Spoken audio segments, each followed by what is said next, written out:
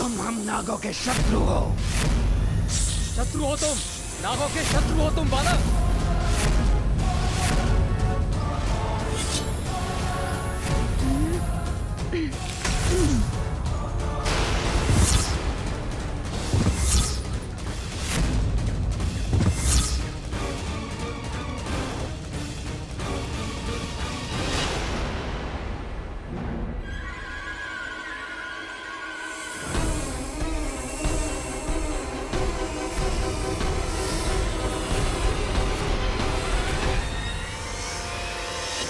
यदि हमने तुम्हारा कहा मानकर ऋषियों को सताना नहीं छोड़ा तो मैं आपको रोकने पर बाध्य हो जाऊंगा। तक्षक के क्षेत्र में आकर तक्षक को ही चेतावनी देने का दुस्साहस कर रहा है। तुच्छ बालक, देखता हूँ कौन किसे रोकता है।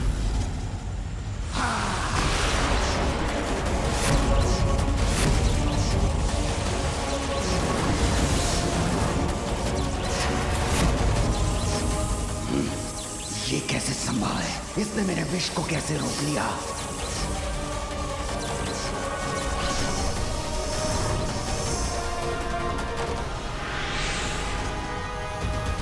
मेरा विष तो पल भर में किसी को भी भस्म कर सकता है।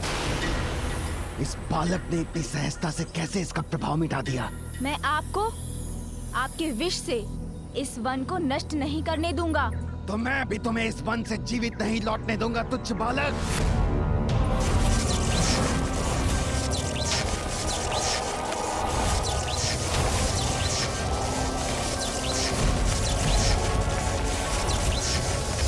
अब तुम्हारा अंत निश्चित है बालक।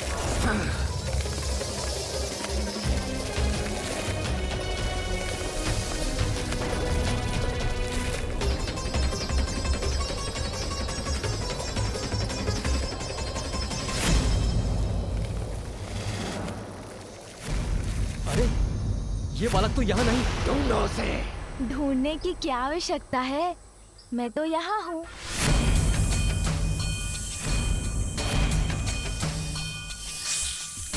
तुम्हारी इस क्रीड़ा का भयानक अंत होगा बालक।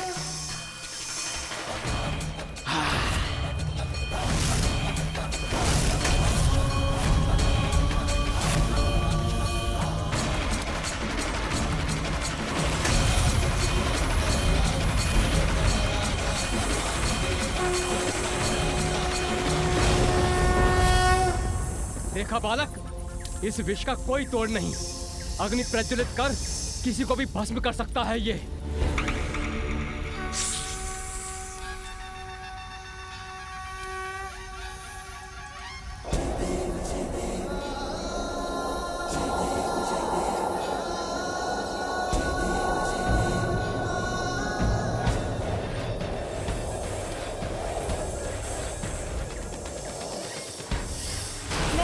सभी को चेतावनी दी थी, समझाया था आपको कि वन को, यहाँ रहने वाले सभी मनुष्यों को और जीव जंतुओं को हानि मत पहुँचाइए, किंतु आपने मेरी बात नहीं मानी। इस वृक्ष को भस्म किया आपने। अब उसका दंड मैं दूंगा आपको। मेरे नागों को आहत किया है तुमने, अब इसका परिणाम देखो तुम।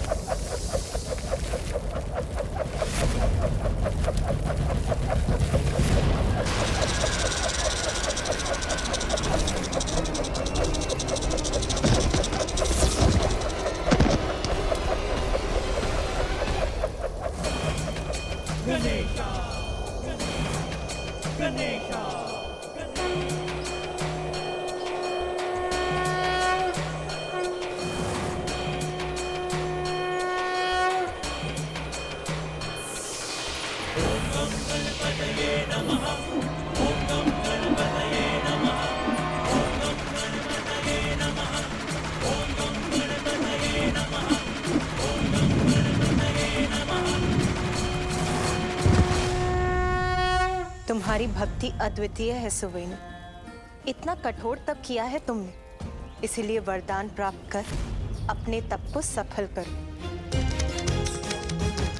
कहो पुत्री, क्या चाहिए तुम्हें? मांगो सुवेनी, मांगो वरदान मांगो, मांगो मांगो। माता, आप भी तो एक नारी हैं और एक नारी के मन को अच्छे से समझती हैं। एक नारी का सुख तो उसके परिवार के सुख में निहित होता है। अपने पुत्र, पिता और पति की सुरक्षा से ही एक नारी को सुख मिलता है माँ। इसीलिए आप मुझे वरदान देना चाहती हैं, तो ये वरदान दीजिए कि मैं अपना संपूर्ण जीवन सुहागन बनकर जीऊं माँ। विवाह के उपरांत यदि मेरे सुहाग पर कोई भी संकट छाए तो आप उनकी रक्षा करें। मात्र इतना वरदान मुझे चाहिए आपसे।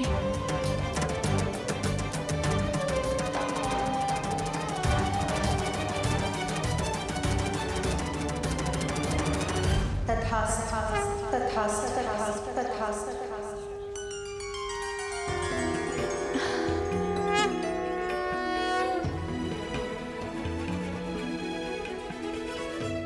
धन्यवाद माँ, धन्यवाद। पुत्री सुवेनी, शीघ्र तुम्हारे पति से तुम्हारा परिचय होगा। मंदिर से बाहर निकलते ही पूजा के इन पुष्पों को बाहर उछालो। ये पुष्प जिस भी दिशा में गिरेंगे, उस दिशा में जिस पर भी तुम्हारी प्रथम दृष्टि पड़ेगी, उसे ही अपने पति के रूप में स्वीकार। पुत्री, अपने हाथ ऊपर करो।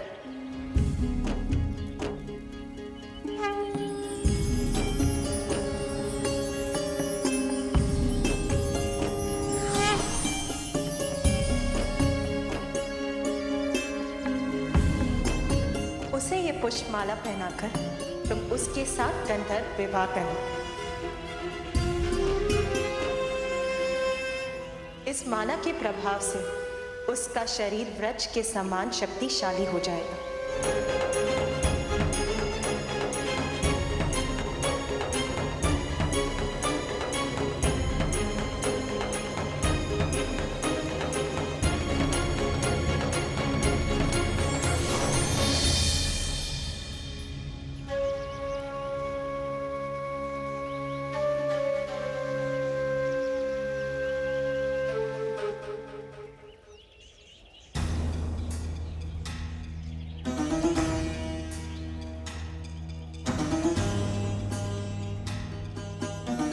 सुवेनी का तप होगा सफल, जिसका फल पाऊंगा मैं।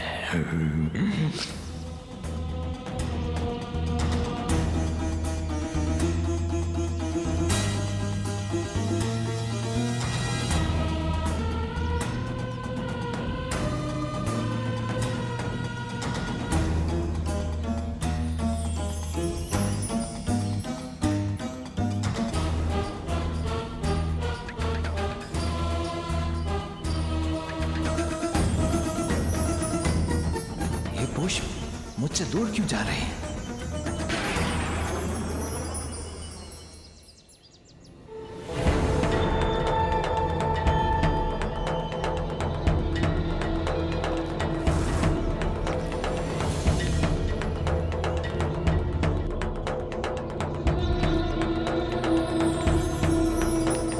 नहीं नहीं, ये सुवेनी का वर बन गया तो मेरा क्या होगा?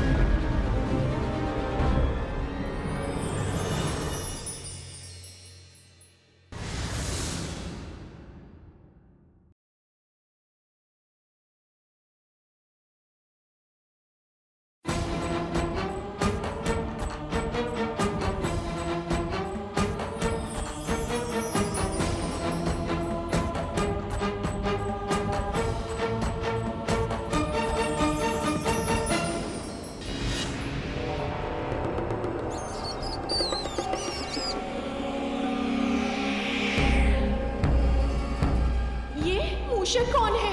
कितना कुरूप मुख है इनका।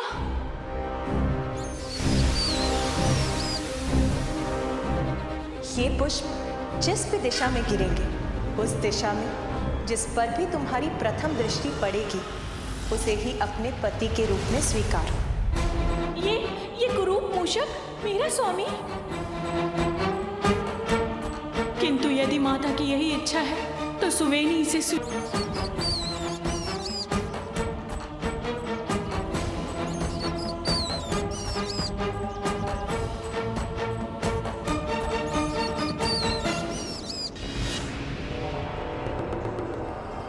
आप जो भी हैं, जैसे भी हैं, माता ने आपको मेरे लिए चुना है, इसीलिए मैं आपको अपने पति के रूप में स्वीकार करती हूँ।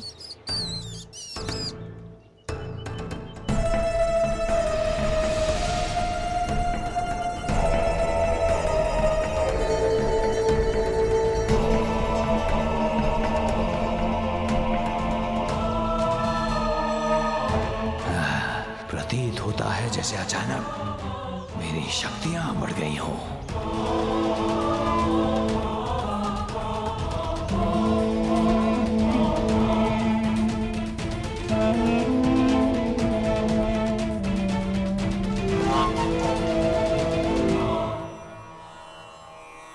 सफल हो गए मुशिकासुर सुवेनी से विवाह करने में। अब गजानन तुम्हारा वध नहीं कर सकेगा, और यदि उसने तुमसे युद्ध करने का प्रयास किया भी तो उसे अपनी ही माता पार्वती की शक्तियों से युद्ध करना पड़ेगा। हमारी सहायता कीजिए शेषनाग जी। उस बालक ने हमारे क्षेत्र में आकर उत्पात मचा दिया है। नागों का वध कर उन्हें आहत कर रहा है। हमारी सहायता कीजिए शेषनाग जी, अन्यथा वो बालक पृथ्वी से नागों को मिटा देगा।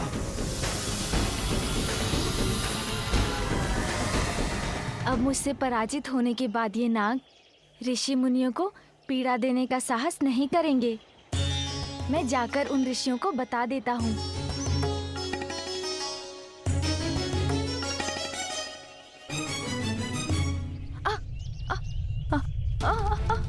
अरे अरे अरे ये भूकंप कैसे उत्पन्न हो रहा है? ध्वनि सुनाई दे रही है किंतु कुछ दिखाई नहीं दे रहा है मुझे।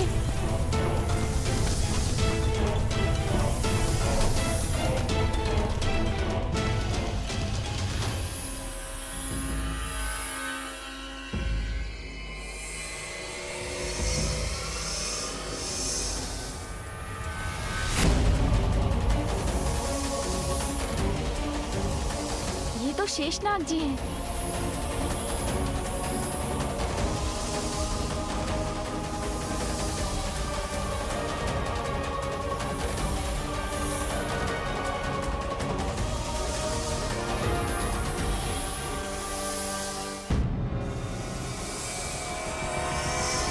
शेषनाग जी, तुम उद्दंड हठी अहंकारी, ये तो तभी ज्ञात हो गया था मुझे जब तुमने बैकुंठ आकर मेरे प्रभु श्री हरि का शंख चुराया था और उन्हें अपने पीछे भागने पर बाध्य किया था। किंतु इस बार नागों और सर्पों को आहत कर तुम सभी सीमाएं लांघ चुके हो।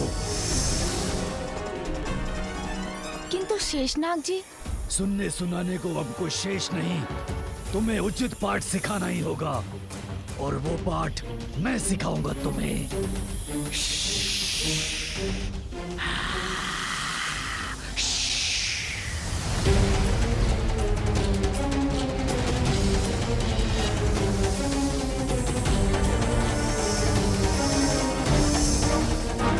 मेरे नागों को हानि पहुंचाने का दंड दूंगा तुम्हें। मेरी क्रोधाग्नि से झुलस जाओगे तुम।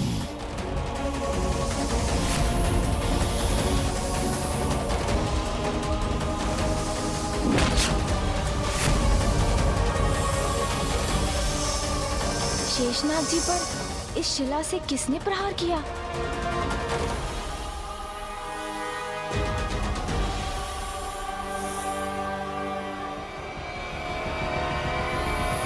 दूर हो जाइए हमारे गजानन से। हटिए पीछे, दूर हो जाइए।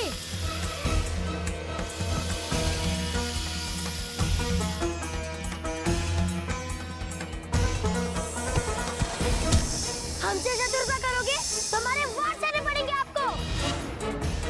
मित्रों, इनके अनगिनत शिशु को वार कर आग कर दो।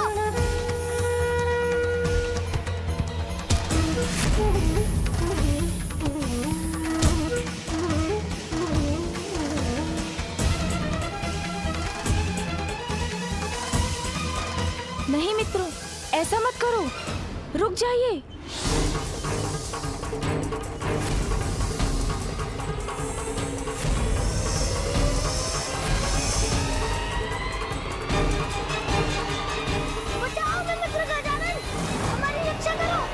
सहायता के कारण संकट में पड़ जाएंगे गजानन। क्या तुम में इतना साहस है कि तुम इनकी सहायता करने के लिए मेरे लोक में आकर मुझसे संघर्ष करो?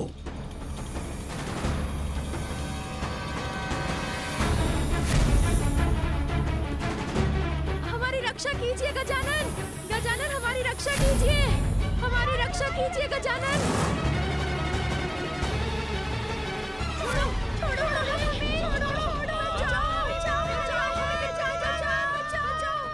ये फल आप खा लीजिए। वैसे भी हमारे पास आपको देने के लिए कुछ और नहीं है, किंतु आप ये फल तो खा सकते हैं ना। मुझे अपने लोक ले जाकर शेषनाग जी मुझे फंसाने का प्रयत्न कर रहे हैं, ये ज्ञात है मुझे, किंतु अपने मित्रों को बचाने का और कोई उपाय भी तो नहीं।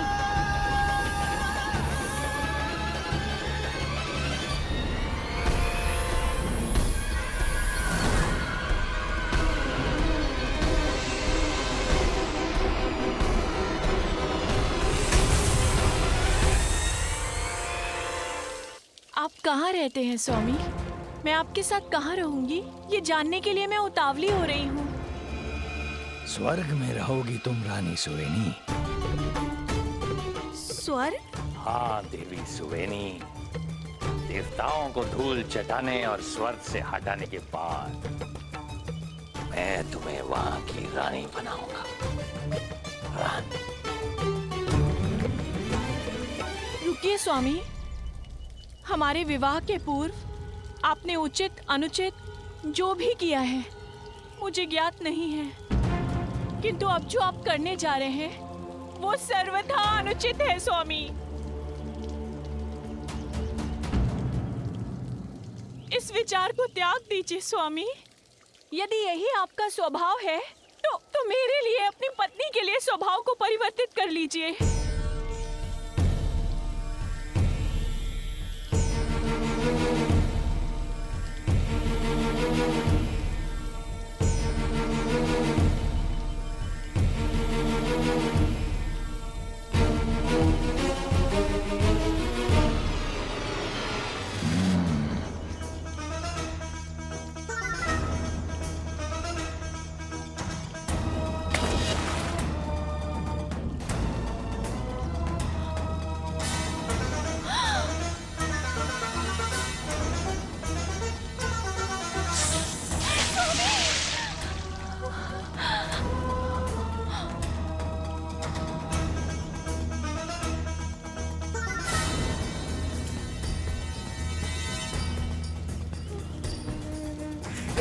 स्वामी आप ये क्या कर रहे हैं? रुकिए स्वामी, आप ऐसा क्यों कर रहे हैं स्वामी? डंक मारना तो बिच्छू का स्वभाव होता है। अगर आप उसकी रक्षा करने के लिए उसे जल से निकालेंगे भी, तब भी वो आपको डंक ही मारेगा। जब ये तुच्छ बिच्छू अपने जीवन की रक्षा के लिए अपना स्वभाव नहीं छोड़ सका, मैं अपनी असुरी प्रवृत्ति कैसे छोड़ूं? चोरी स्वभाव है मेरा देवी सुवेनी, और देवताओं को पीड़ा देना मेरा स्वाभाविक मनोभाव।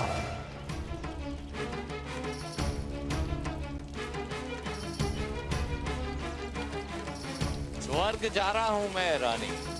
मेरे आने तक तुम यहाँ मंदिर के पास मेरी प्रतीक्षा करना।